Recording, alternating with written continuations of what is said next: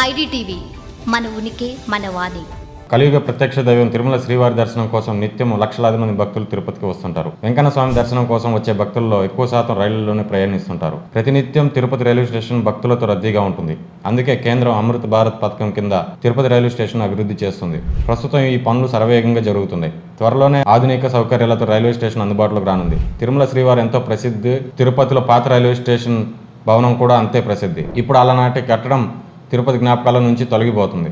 ఈ విషయాన్ని ప్రస్తావిస్తూ ఒక నెటిజన్ ఎమోషనల్ అయ్యారు. తిరుపతిలో గోవిందరాజు గుడికి కూతవేటు దూరంలో ఉన్న పాత రైల్వే స్టేషన్ భవనం ఉంది. తిరుపతి స్థానిక ప్రజలకు ఈ రైల్వే స్టేషన్తో ఎంతో అనుబంధం ఉంది. అలాగే తనకు కూడా ఈ స్టేషన్తో అనేక జ్ఞాపకాలు ఉన్నాయని కృష్ణవేణి అనే నెటిజన్ పోస్ట్ పెట్టారు. తన చిన్నతనంలో స్టేషన్కు దక్షిణం వైపు ఉండే గోవిందరాజు స్వామి సత్రాలలో జరిగే పెళ్లిళ్లకు వెళ్లాలంటే ఈ రైల్వే స్టేషన్ లోపల ఉండే సిమెంట్ బ్రిడ్జ్ గుండా దాటుకుని అటువైపు వెళ్లేవాళ్ళమని గుర్తు చేసుకున్నారు. పోర్ల వీధిలోని తన ఇంటికి రైల్వే స్టేషన్ చాలా దగ్గరగా ఉండేదన్నారు.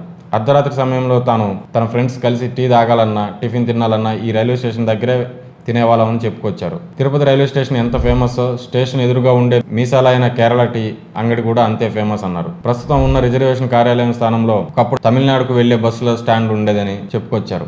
భారతదేశంలోని వివిధ రాష్ట్రాల నుంచి తిరుమలకు రావాలంటే అప్పట్లో కేవలం ఈ రైళ్లు మాత్రమే ప్రయాణ సాధనాలుగా ఉండేవన్నారు. రైల్వే స్టేషన్ నుంచి భక్తులు గోవిందరాజు గుడి చూసుకొని గాంధీ రోడ్డు మీదుగా రాములవారి గుడిపై అనంత వీధి మార్గం మీదుగా తిరుమల కాలి నడక బాట అలిపిరికి వెళ్లే భక్తులతో తిరుపతి వీధులు కలకల్లాడుతుండేవని పాత రోజులన్నీ గుర్తు చేసుకున్నారు.